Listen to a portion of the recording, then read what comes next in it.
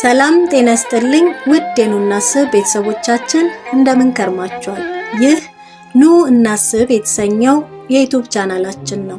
በዚህ ፕሮግራም እናንተን ያዝናናል፣ ያስተምራል እንዲሁም ይገነባል ብለን የምናስባቸውን ጥበባዊና መጽሐፍ ነክ ጉዳዮችን ወደ እናንተ የምናደርስበት ልዩ ፕሮግራም ነው።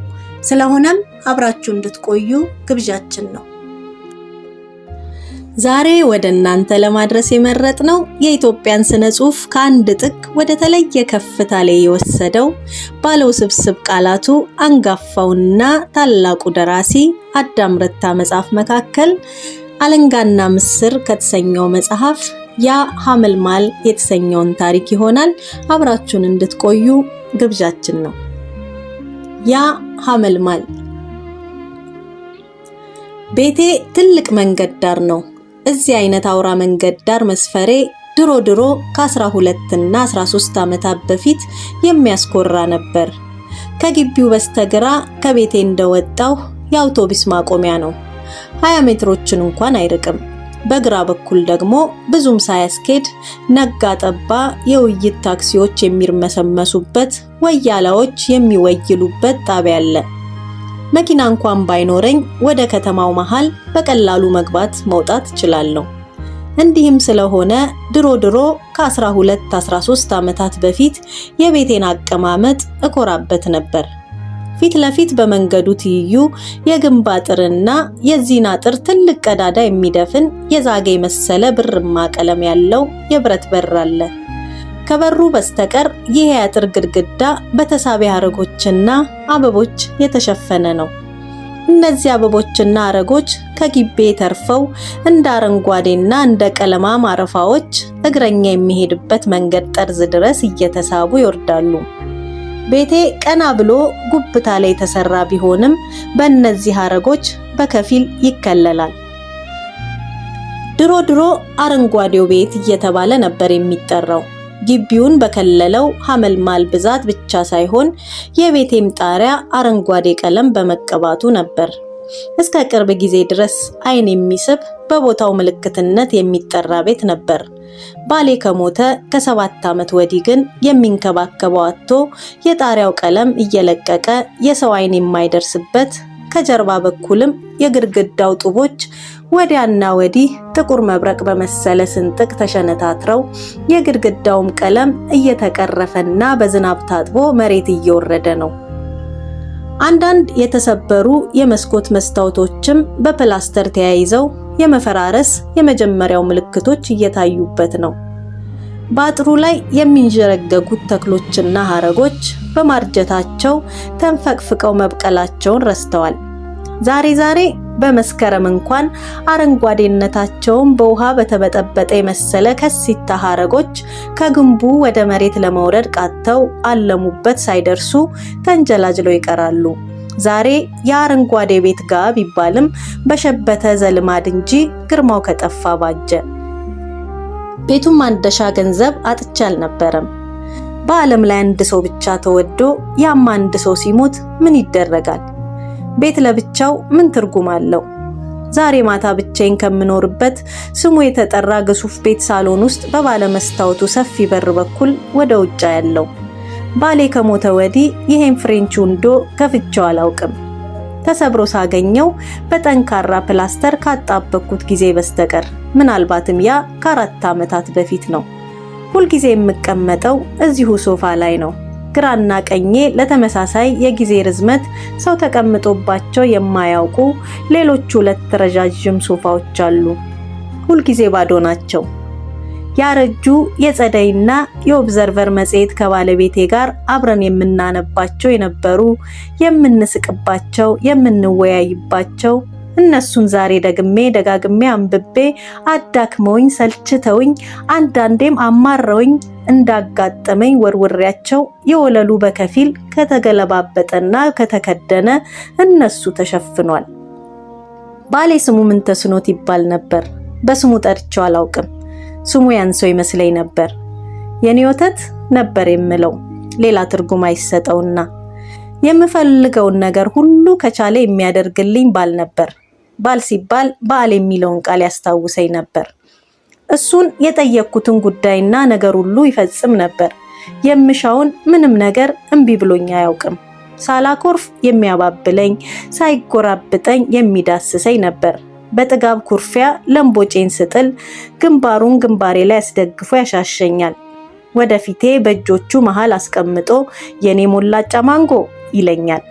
አንገቴንም ለማባበል ከሀብሌ ጋር በሰፊ እርጥባፉ ይይዘዋል።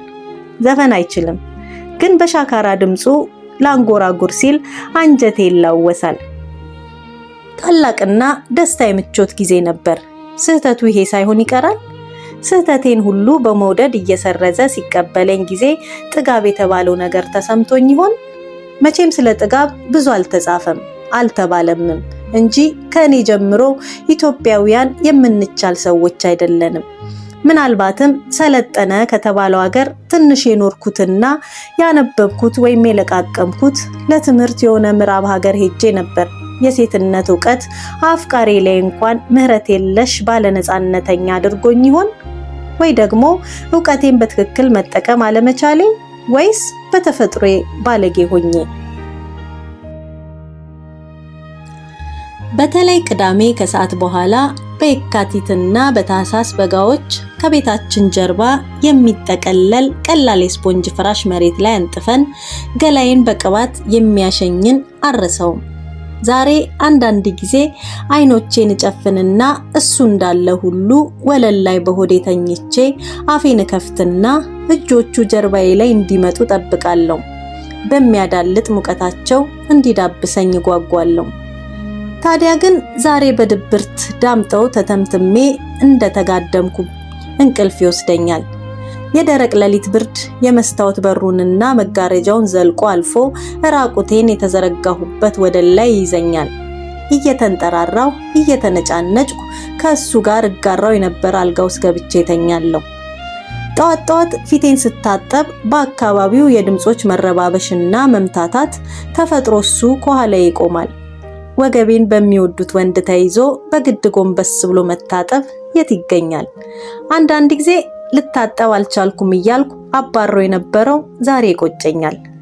እንዲህ የማማረርበት ምክንያት ይሄ ነው። ለብዙ ዓመታት ልጅ ለመውለድ አብረን እንደዶለትን ሳይሆን ምንም ሳይሳካ ባለቤት ያረፈ።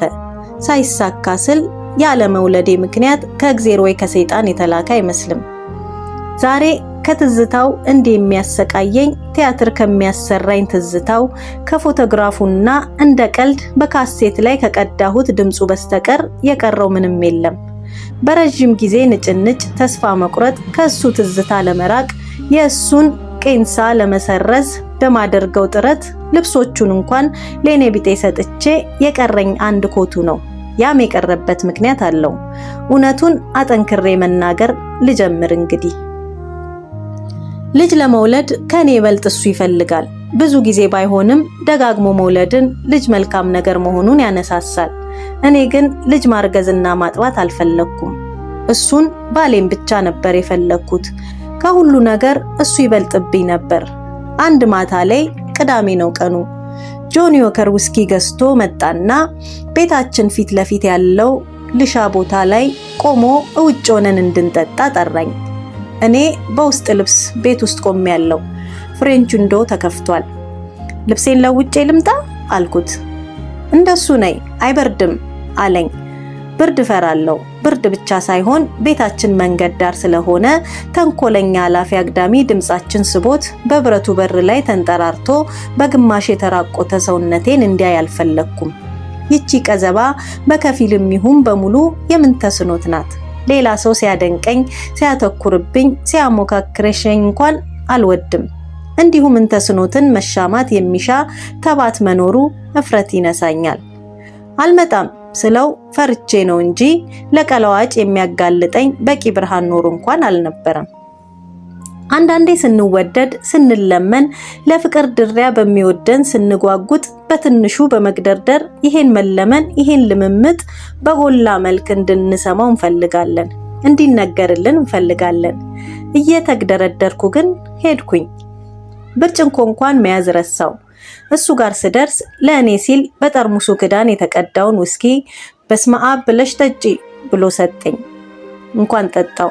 ከልጅነቱ የቃቃ ጨዋታ የቀዳት ነገር ሲያሳዝን። ኮቴን ልስጥሽ አይደለም አለኝና ኮቱን አውልቆ ትንሽ ከሻይ ላይ ያደረገና በቁሙ ከጠርሙሱ ተጎነጨ። ዛሬ መስከር አሰኘህ? ካንቺ ጋር ብትንትን እንበል? ጥሩ አይደለም። ትንሽ ሞቅ ባይሆን እሱ ይሻላል። ለምን አንቀመጥም? ይበርዳል አልኩት። ውስኪ ባልያዘ እጁ መሬቱን ሞከረና አይበርድም፣ እኔ እቀመጣለሁ፣ ጭኔ ላይ ትቀመጫለሽ። እምቢ። ለምን? ነይ። እዚህ አይመችም፣ መጥፎ ጊዜ ነው። ምንም አናደርግም፣ አይዞሽ። ምንም አናደርግም? ምንም። ጎረቤቶች ያዩ ይሆናል። ምን መሆንሽ ነው? እብድ አደረግሽኝ?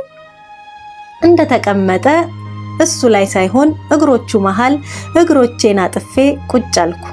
አንድ ጉልበቱን ተደግፌ ጠርሙሱን በቀስታ እየተቀባበልን መጠጣት ጀመርን። ጨለማው እየከበደ በግምት 2 ሰዓት ሲሆን ሁለታችንንም ሞቃለን።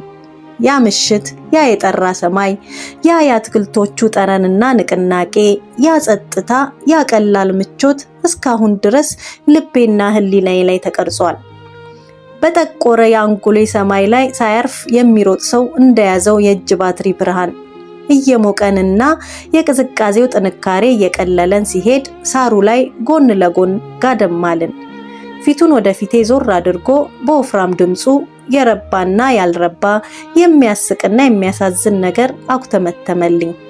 በረቢ ተራራ ላይ ብርሃን አየሁና አልኩት፣ ያ ምን ይሆን?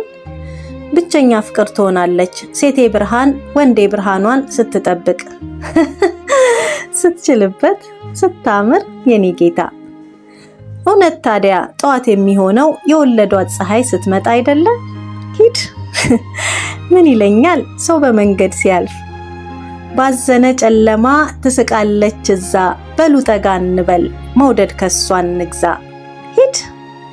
በሞቅታው ትንሽ ዞር የምትል ጭንቅላቴን ላባብል አይኖቼን ስጨፍን ግርማ የሞላበት የምትተስኖት ድምፅ ከምድር ጥልቀት የመጣ መስሎኝ ነበር።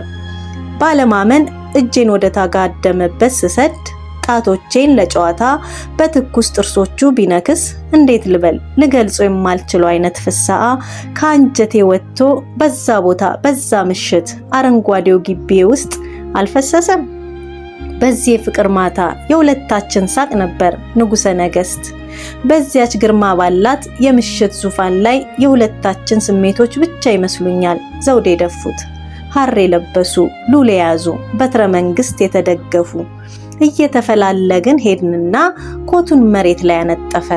በሜዳውና በቤታችን መሃል ርቀቱ እንደ አውጋዴን መሰለኝ። እንዲህ መቅላት መጀመሩ አይኖቼ ዞር ዞር እያልኩ ሳይ ግቢያችን ከመቼውም የሰፋ መሰለኝ። በመቃጠል ላይ ባለች አፉ ሰውነቴን ሲዳስሰኝ ኮቱ ላይ በጀርባዬ ተንጋለልኩ። የገበሩ ቦብሊን ቂጤንና ወገቤን በሚጣፍጥ ቅዝቃዜ ነካኝ። ሰማዩ ንጹህ ጥቁር ነው። ስፋቱና ጥልቀቱ ልብ ይሰውራል። ውብ የሆንኩ መሰለኝ። ይጋባል መሰል። ለረጅም ጊዜ ተሳሳምን። የውስጥ ሱሬን ሲያወልቅና በጋለው በሚፋጀው ሰውነቴ ላይ ቀዝቃዛ አየር ሲፈስ ልቤን የሆነ ነገር ሰለባት። እንደ ትንሽ ልጃገረድ አፌን ከፍቼ ክንዱ ላይ ተጋደምኩ። እሱን ተደግፌ ተኝቼ ስባንል ሁሌ ልብ የምለው የተከፈተ አፌን ነው። ያሳፍረኛል። ለምን ይከፈታል እያልኩ ያሳፍረኛል። እንዲህ የተጠጋሁት የሳሩ ጠረን፣ የእሱ ላቦት፣ የአፉ ውስኪ ሲነፍስብኝ በትከሻው አሻግሬ ከርቀት የማያት ደቂቃ የኮከብ ሞሳ ገጿ ላይ ማር እየሳቀ ከሩቅ የምሰማው የሰው ድምፅ እንደሚፈስ በገና ማህፀኔም እንደሞቀ ረግረግ እግሬ ዳሌው ላይ አርፎ የኔ ዋዋዬ እመቤትዬ ለልጅ ይሁን አለኝ። ሰምቼዋለሁ፣ ደሞ አልሰማሁትም። የነሆለለች ልቤ እየነዳችኝ እግሮቼን ግራና ቀኝ ጭንቅላቴን ሳሩ ላይ አርፎ በዚያው ወቅት የምኖረውን የስጋ ደስታ እያሰብኩ የጠየቀኝ ጥያቄ ትዝ አለኝና ለልጅ የሚኖድ ጠር ሲወጋኝ ይሰማኛል። በድንገት በርግጌ ተነሳሁና ቁጣ በተሞላው ቃል እየተንተባተብኩ ከላይ እንዲነሳ ጠየቅኩት። ምን ነው አለኝ። ፊቱንና መዳበሻ እጁ ቅር ብሏቸው እንደጎዳሁት ገብቶኛል። ልጅ መውለድ አልፈልግም፣ ስንቴ ልንገርህ አልኩ እየተነጫነጭኩ ተሰብስቤ ቁጭ ብዬ ዝቅ ባለ ድምጽ ወደ ደረቴ ጎንበስ አድርጌ እየተናገርኩ በልፊያ የተበታተነ ጸጉሬን እየሰበሰብኩና በእጆቼ ወደ ኋላ እያበጠርኩ በእናትሽ አንድ እንኳን ቢሆን እንውለድ። ትንሽ እንቆይ፣ ልጁ ከመጣ ካንተ ጋር መሆን አልችልም። ያው ነው የኔ መቤት። አንገቴን ሳመኝ፣ ፊቴን ሳመኝ፣ ሁለመናው ይለምነኛል። ግንባሩን አልቦታል፣ ደረቱን አልቦታል።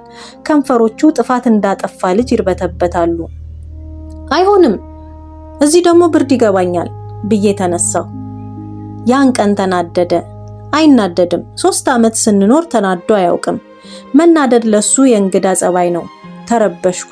ለምንድነው ብዙ ጊዜ የኛ ሴቶች የሚወደንን የማናውቀው ስህተታችንን ጠቅሶ ሊቆጣን እንኳን የሚፈራውን ወንድ እንደ ደካማ የምንቆጥረው? ከላይ ሲነሳልኝ ደስ አለኝ። መናደዱ ቢረብሸኝም ግን ደስ አለኝ። ተናዶ እኔን ትቶኝ ወደ ቤት ለመግባት ተነሳ። የውስጥ ሱሬን ለበስኩ። የጨርቋ ከርሳሳነት የሚጣፍጥ ነገር ነበረው። ትንሽ እየተነጫነጭኩ ተከተልኩት። ምን ነው አታኩርፈኝ፣ ምን ያስቆጣል አልኩት። የሰማኝ አልመሰለኝም። አዎ ግን ያስቆጣል፣ ማስቆጣት ያስቆጣል። የሚወደውን ወንድ ላይ ለምን ብልጥ መሆን ይቀናናል?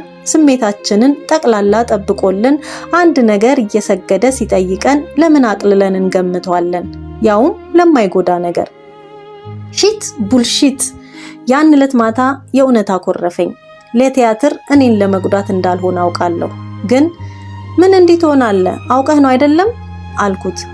የምወደውን የሚወደኝን እንደ ነፍሱ የሚወደኝን ሰው ቲያትረኛ አደረኩት። አትወደኝም ስታስመስል ነው አልኩት። አንድም ቃል ሳይወጣው እራት በልተን ተኛን። ጠዋት ስነሳ ጎኔ አልነበረም። የገባኝ ያን ጊዜ ነው፣ በደንብ የገባኝ ማለቴ። አልጋይ ላይ ብቻዬን እንደተቀመጥኩ ተርበደበድኩ። ለዘላለም ትቶኝ ሄደ መሰለኝ። እንዲህ ያለ ልምዱ ሌሊት በሰንበት ተነስቶ ሲወጣ በሰንበትማ ካንጋ እንወጣም፣ በሰንበትማ የምናረፍደው ቁርስ መብላትም ትዝ አይለን። በድንጋጤ ካልጋ የተነሳሁና ሳሎን ገባሁ። በየክፍሉ ገባሁ። የለም። ተመልሼ በመስታወቱ መስኮት መጋረጃ ገልጬ ወደ ውጭ አየሁ። የጠዋት ቀዝቃዛ ፀሐይ አትክልት ቦታው ላይ ፈሳለች። የአጥሩ በር ላይ ጤዛ ይፈልቃል። አትክልት ቦታው መሃል ላይ ያልተከደነ የውስኪ ጠርሙስና መሬት ላይ የተነጠፈው ኮት አየሁ። ያለፈውን ምሽት አስታወስኩ። አሁን ባገኘው ተመኘው። ይሄ ጊዜ ሳያልፍ እንዲያስረግዘኝ ፈለኩ። ውስጤን ገላይን በአምሳሉ እንዲሞላው ፈለኩ። አልመጣም። ለዘላለም አልመጣም። የተቀመጠበት ታክሲ ከአንድ አምቡላንስ ጋር ተጋጭቶ ነው አሉ። ከአምቡላንስ ጋር ከ2 ሰዓት በኋላ ሆስፒታል ተጠርቼ ሄድኩና ሲሞት አየሁት። ጭንቅላቱን እየነቀነቀ ለምን እንደነቀነቀ ይገባኛል። የተጋደመበት ህይወቱ ሲያልፍ አንጀቴን አጥፌ ሆስፒታሉ ወለል ላይ እንዳበደ ሰው ስፈራገጥ ዓለም ካሁን በኋላ ትጥፋ ስል ለምወደው ባሌ ብቻ እያለቀስኩ የመሰላቸው ብዙ ነበሩ። ለኔ እሱ ብቻ አልነበረም፣ መውደዴ ብቻ አልነበረም። አንድ የተመኘውን ነገር ላደርግለት ባለመፈለጌ ቆጭቶኝ ነው። አቤት ሲቆጭ፣ ዋይ ሲቆጭ፣ ዋይ ሲቆጭ። 40ው ተለቅሶ እስኪበቃ ከዚያች የአትክልት ቦታ ኮቱና የውስኪው ጠርሙስ ማንም ሳይነካቸው በፀሐይና በውርጭ ሲሰቃዩ ከረሙ። ማን ቤት ውስጥ እንዳስገባቸው ትዝ አይለኝም። ዛሬ ኮቱን ሳየው ጠቅላላ ያልመረጥኩት እጣዬ እዚያ ውስጥ በጭንቀት ተጠቅልሎ ሲያስቃስትና የሚያቆም ሞቱን ሲሞት ይታየኛል። በኮቱ እጀታ፣ በኮቱ ክሳድ ጠረኑ ቀርቶ እንደሆነ ወደ አፍንጬ ወስጄ ፈልገዋለሁ። የለም።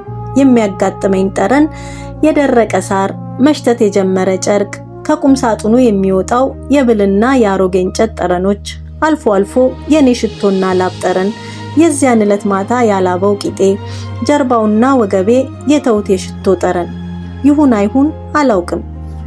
ዛሬ እዚህ ሳሎን ተቀምጬ ወደ ውጭ ስመለከት የኔ ህይወት አጠውላለጉ እስኪያስደነግጠኝ እስኪያሳብደኝ ድረስ ተዘበራርቆና ወድቆ ሳለ እዚች አጥሬ ዙሪያ የተንጠላጠለው የሐረግ አትክልት ሐመልማሉ ግን አማረም አላማረም ሳያቋርጥ መድመቁ መተንፈሱ ይገርመኛል። የማንጎ ንግርት። የምንተስኖት አባት እሱ ከመሞቱ በፊት ቤታችን ይመጡ ነበር። ዛሬም አንዳንዴ ብቻዬን እንዳልሆንኩ ሊያስታውሱኝ እግዜር ይባርካቸውና ብቅ ይላሉ። ሲጀመር እሱ ከኔ የተሻለ ገንዘብ ስለነበረው አባቱ እናቱ ሌላ አግብተው ከተለያዩ ከርመዋል። ጥቅም አሽትቼ የመጣው መስሏቸው ነበር። ራቅ ራቅ ያደርጉኝም ነበር። ጨዋታ ካበረታሁባቸው እንደ ልጃቸው የምጣበሳቸው የመሰላቸው የገንዘብ ማታለያቸው እኔን እንደተጠራጠሩ ማረጋገጫ ይሆን ዘንድ እንዲገባኝም አድርገው ልጅ መውለድ እንዳለብን ይሰብኩን ነበር። ግፊታቸው እንዲሰማንና ሐሳባቸውን የሁል ቀን አዊነት ሊጠምዱት ከሐረርጌ አስኮ የማንጎ ችግኞች አምጥተው ከቤታችን ጀርባ ያለች ተጠቅመንባት የማናውቅ ባዶ መሬት ላይ ተከሏቸው። እንዲህ ያሉን ያን ዕለት የበሰለ ማንጎ ፍሬ ሳይ ሆዷ አድጎ ቆዳዋ በመወጠሩ የሚያብለጨልሽ ሴትና ከሷ የሚወለድ ወንድ ልጅ ይታወሰኛል። ሰውነቴን ነው። አብራችሁ ቆያችሁ። ብዙ ሰው ጋብቻችሁ የቀልድ ይመስለዋል። የጋብቻ ዓላማው የመውለድ ነው። ሌላውማ ከውጭ አልቆ ማረጋገጫ ስጡን እንጂ ወንድም ለወንድነቱ ሴትም ለሴትነቷ ይሄ ማንጎ ሲያብብ ልጅ ማየት አለብን። እውነት 1-3 ወር ከርሞ ምን ተስኖ ታረፈ። ከዚያ በኋላ የእውነት ሊያዩኝ አልፈለጉም። ቤቱን ስጪኝ ብለውም አልተከራከሩኝም። ጠፉ። ኮስተር ባለ መልክ ብቻዬን እንደምኖር ከወንድና ከሰው እንደተገለልኩ ሲያውቁና በወሬ አቀባባይ ሲነገራቸው ሊጠይቁኝ ይመጡ ጀመር። እኔን ሰላም ብለውኝ ትንሽ ያወሩና ወደ ጀርባ ሄደው ማንጎ የተከሉበት ቦታ ያያሉ። ቆመው ሳያቋርጡ እሱ ነው ያሉ። ቢያንስ ለኔ እንደዚያ ይመስለኛል። ሲደጋገምብኝ ጊዜ ጠየቅኳቸው። ያቺን ቦታ አየሻት? ማንጎ የተከልኩባት ቦታ ነበረች። ትዝ ይልሻል? አዎ፣ ስተክል በሆዴ ትንቢት እንዲበጅልኝ ትንሽ ራይ እንዳይ እግዜርን ለምኘው ነበር። ምን ብለው? ልጅ የምትወልዱ አይነት ከሆናችሁ እንዲያብብ ካልሆናችሁ እንዲደርቅ ሚስጥሬ ነበር። አየሽ፣ አንድ ልጅ ነበረኝ፣ አንድ ብቻ። እሱም ዘር የለውም። አንቺን ለመወንጀል አይደለም፣ የታቀደ ነው። አየሽ፣ የማንም ጥፋት አይደለም። አውቀን ክፉ አንሰራም።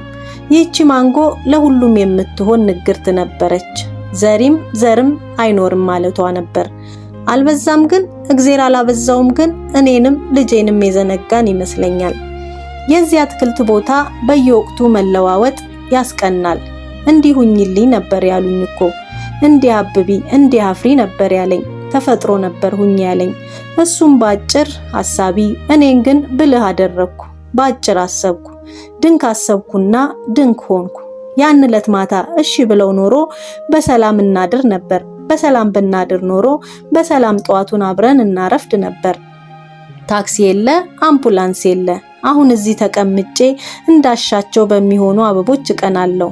በለውጥ በሚንቦገቦጉ እኔን በበቀል ለምለም ማህፀኔን እያጠወለጉ እግዜር ያበጀለት መረቁን በቁጭትና በተስፋ መቁረጥ በየቦታው እያዝረበረብኩ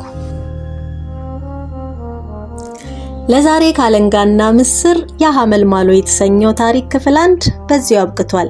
በቀጣይ ክፍል 2 ደግሞ እንዳላበው የወንድ ልጅ ሰውነት ለስላሴው ጣፍጦኝ አቀፍኩት። እንደቆምኩ በጉንጬ እየዳበስኩ ለስላሴውን በጉንጬ እየታከኩ ገላዬ ከላይ እስከታች ከአንገቴ ውስጥ በሚነሳ ሙቀት እየተቃጠለ መሰለኝ። አብራኬ ሲሟሟ ይሰማኛል። ምን እንደሆንኩ አላውቅም። ይሄንንና ቀጣይ ታሪኮችን በቀጣይ ክፍል ይዘን የምንመጣ ይሆናል። አብራችሁን ስለነበራችሁ እናመሰግናለን። ሐሳብ አስተያየታችሁን በኮሜንት አድርሱን።